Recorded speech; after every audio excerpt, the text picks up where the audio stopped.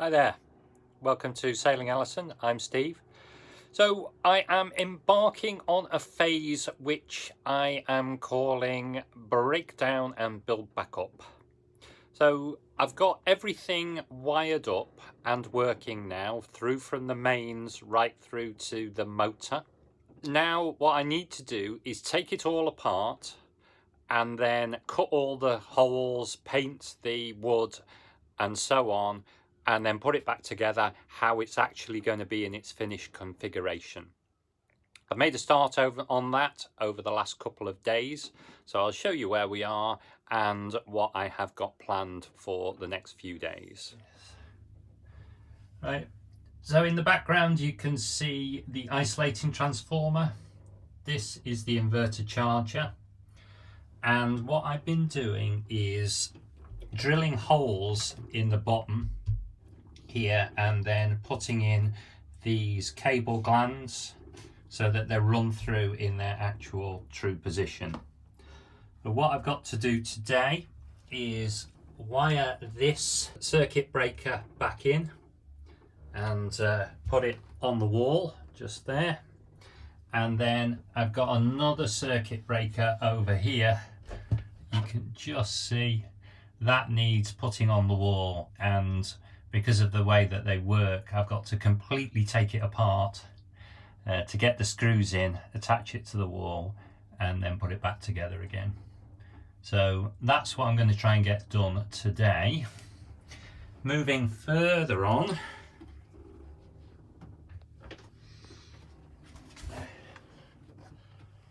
I need to take all of this out. So that's the motor controller, the batteries are under here.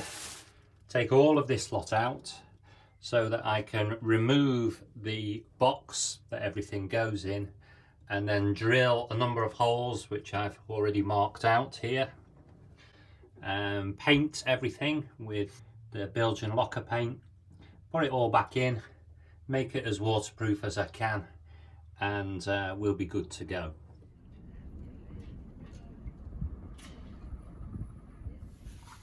We've got wires routed through with cable glands here now.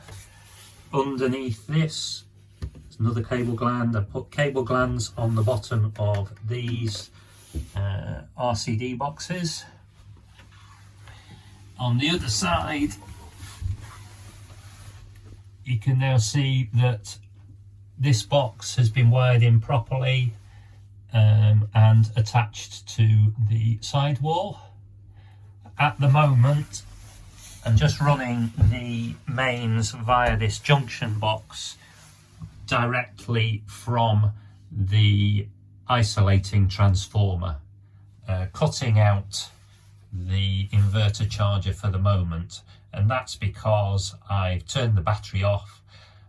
I don't know, it doesn't say, but I think that it's wise when the battery's not connected to this also not to have the mains connected. So my plan today is to use this space to put all of the battery components and the motor drive in and so on. But it's good because I've been able to put this piece of wood back in place. My task here is to remove the motor controller and disconnect it from the motor, take all of this out, and that will enable me to get at the box and drill all the holes in it and start painting.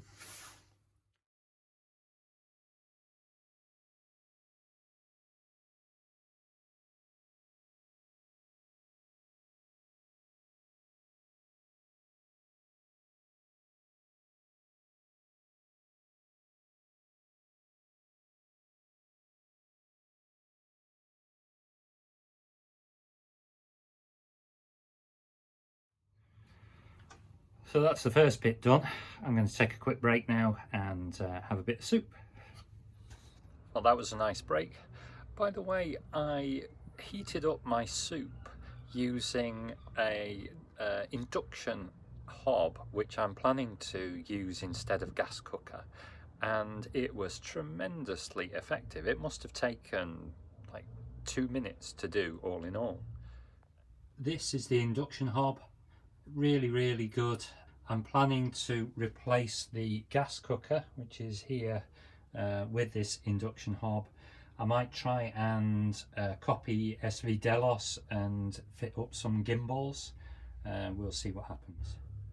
All of the batteries, various parts, are now in the quarter berth. And there's the motor under the table and the motor controller. Isn't it amazing to have a motor that's as powerful as that diesel that I took out, that you can just lift in and out by hand? I've drilled all the holes in the various bits of wood that make up the box, so now it's time to do the painting. It's going to take a while, this, because I need to do 2 coats, and in between each coat I'm supposed to wait at least 8 hours if it's 20 degrees, which it isn't quite, but it's close. So I've got a decent weather window over the next couple of days, so I'm going to get 1 coat on now, and then hopefully I'll get maybe 2 coats tomorrow, and that'll be done. I also need to do the little plinth that I've made for the motor controller, so I must remember not to paint on the bottom and this edge, because that's what's going to be glued onto the side of the boat just here. All done. First coat on. Hopefully be able to turn these over and do the second coat tomorrow.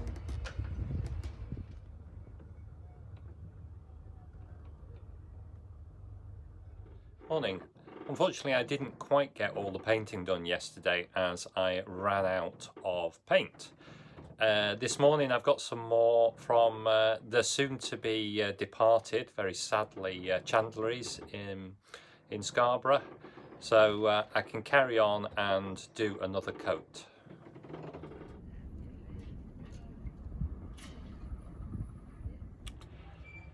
Okay, so I've got all the painting done, and I'm just going to take a little bit of time to measure up for the front piece of the battery box.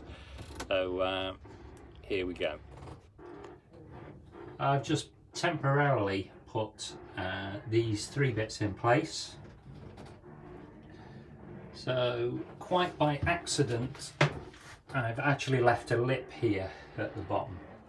So the front will, I don't know actually. I need to think about how this is going to happen. I think that the front is going to have to go right on the front edge of here, because what needs to happen is I'm going to put like a piano hinge. I think that's what they call these long hinges along the bottom, and allow it to flip forwards. So I'm going to measure from the top of here to the top of there, and also the length at the top and the bottom, and just cut out a piece of plywood. I've got a thinner bit of plywood than this. This is 19mm, so that because it doesn't really have to carry a lot of weight, whereas this is the kind of supporting all the weight of the batteries and the motor controller. That's what I'm going to do now. So I've just realised that I only really need 1 measurement. So for the bottom I can use the length of this piece, and then for the sides I can use these 2 lengths, and it's really only the top that I need to measure. So I've just measured that now.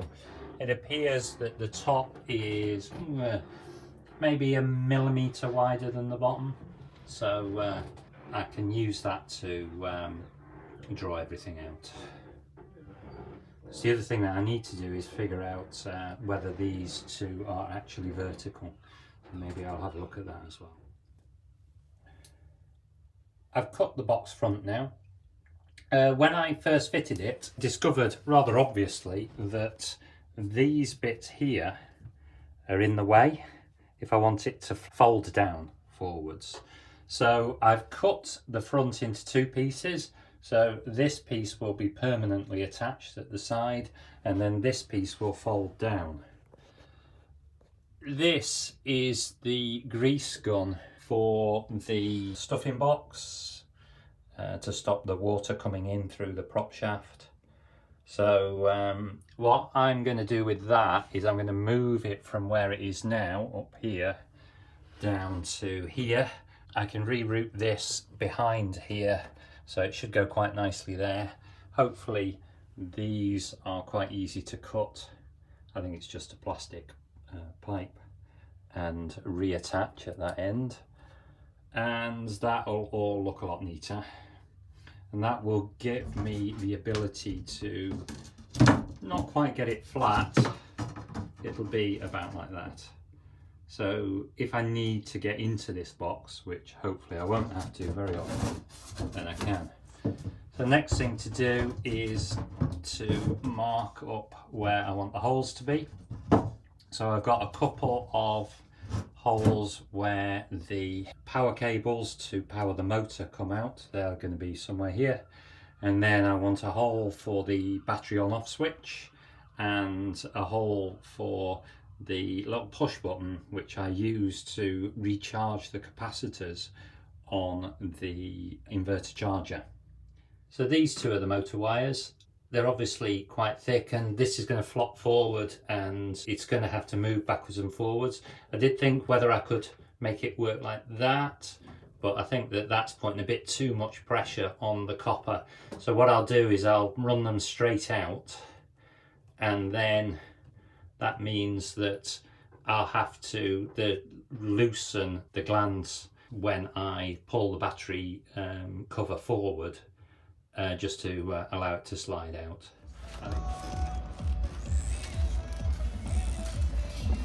First coat of the Belgian locker paint. See, they've got the two holes for the motor cables, for the main battery on-off switch, and this is for the faster charger push switch. And there's the other bit.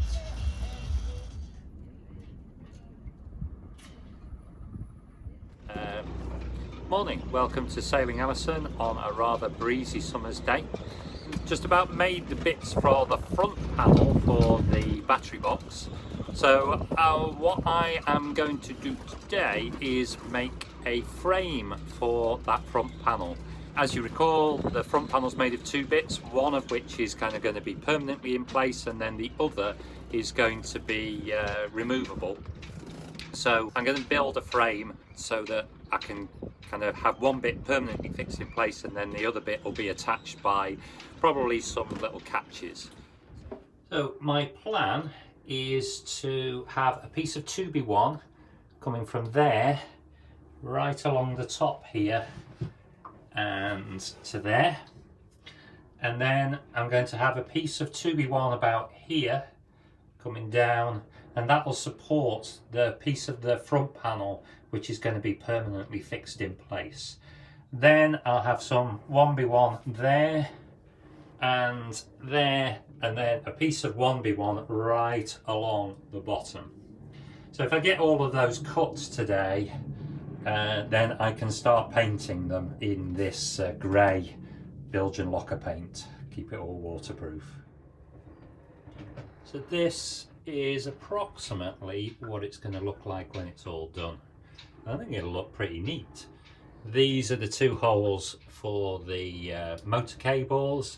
That's the battery on off switch, and this is the button for the pre-charge to make sure that the capacitors on the inverter charger are charged up. So here are the pieces in place.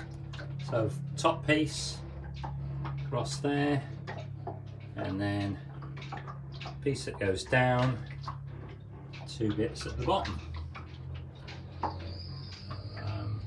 Next thing is to paint them. Okay, first lot of painting done.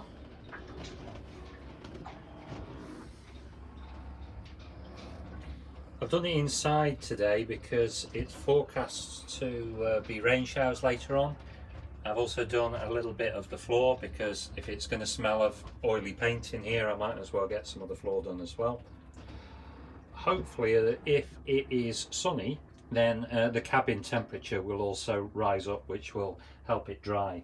This stuff takes absolutely ages to dry. I think it's about 8 hours. It would be nice to get another coat on today, but it'll probably be tomorrow.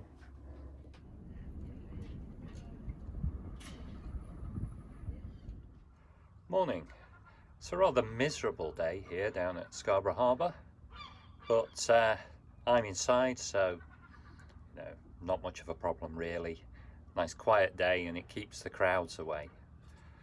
So today I'm going to get the second coat of paint onto the frame that I've been building for the front of the battery box, and I've also managed to buy another piece of the thin plastic that I'm going to use to make the top of the battery box. So hopefully I'll get both of those done fairly quickly today. And then the next thing I'm going to do is start preparing for my glue day, my epoxy glue day, by making sure that all the holes that I want to fill in are nice and clean and ready for me to squidge the glue into. Here it is in place. Took a bit of struggling to get it all to fit properly, and it's a really tight fit, but I think that makes it really good, because that means that there's less chance of water getting in.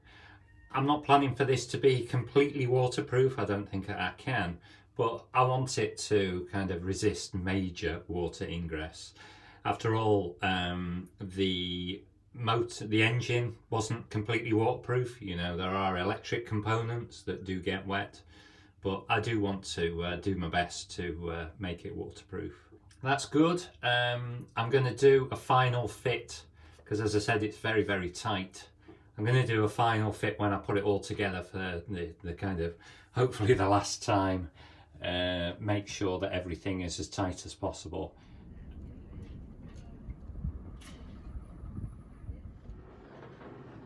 Morning.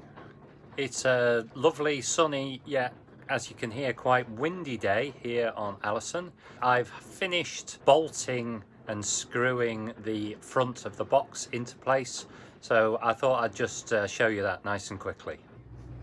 So here's the box front, split into two parts because I can't get this part of it past these pipes.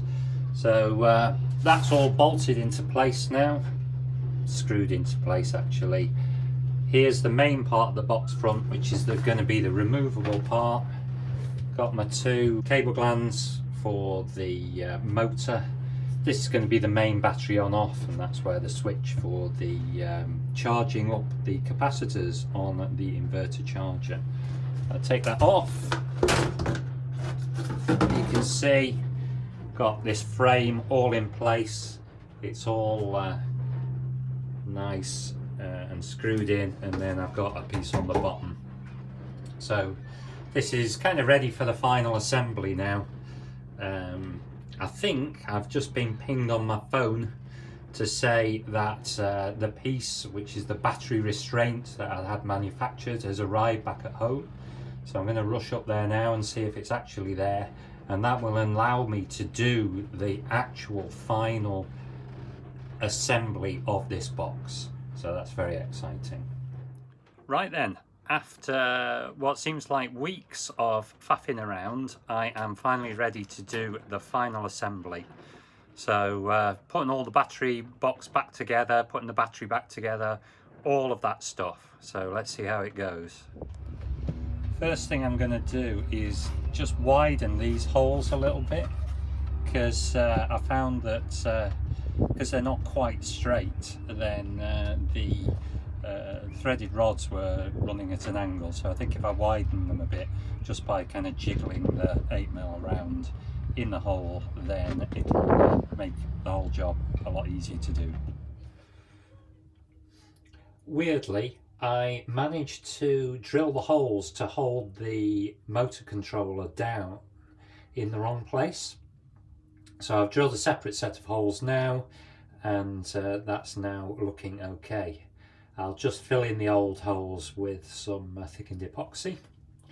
With regards to the battery restraint plate here, I had to, in order to get it on, I had to make the holes at the back kind of oval sides. So if I ever have to do this again, I'll have to remember that. What I'm doing at the moment, I knew I'd have to do this, is cutting out a little square there, and that's just so that the power cables can come out. The negative's going to be here and the positive at the back, or maybe the other way around actually. I think I'll check that now. So here's the adapted battery restraint plate with the cutouts for the power cables. Morning and welcome to a quite autumnal Allison.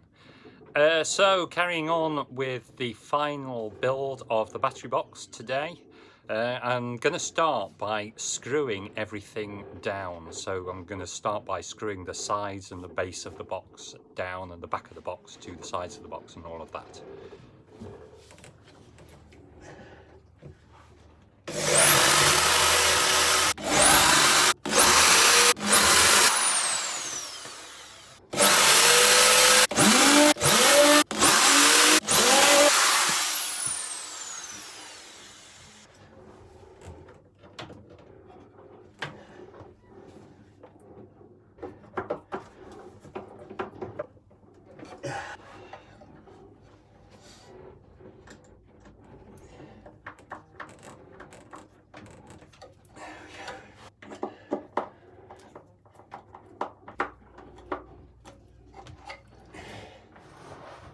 Okay, so that's that done. I've got one there, one there, one there, one there, and 4 at the back as well on the base. I've got 2 on either side, there and there, and then I've got the back is secured right in the corner at the top there, and right in the corner at the top there. Next thing is to do the battery build. So I'm going to start by connecting the cells together and putting the sensor wires on. Okay, here's the battery built up again. So I've just attached all these bus bars and I've made a new linking cable here at the back because I wanted to have these 2 on the outside of the battery. So I've got the battery negative here, battery positive at the back, rather than the 2 being close together in the middle where they were before. Let's just test the battery voltage.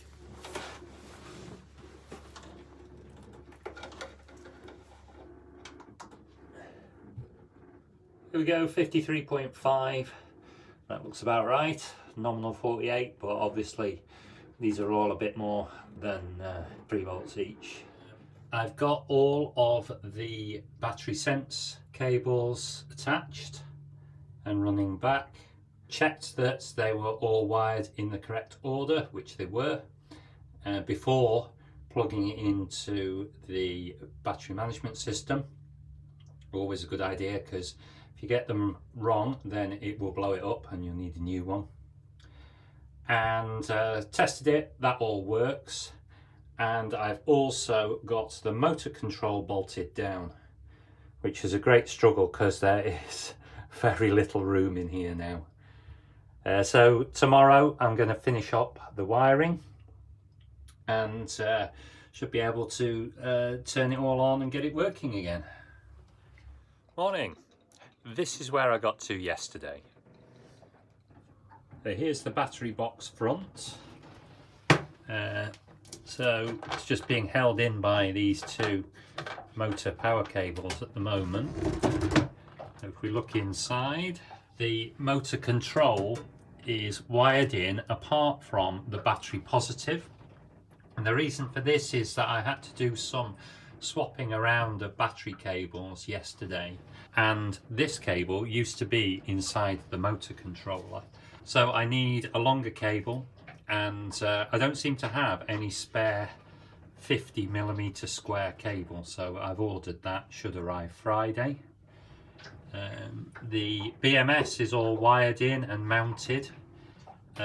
Some of these sense wires need extending a bit more because of the way that they're run now.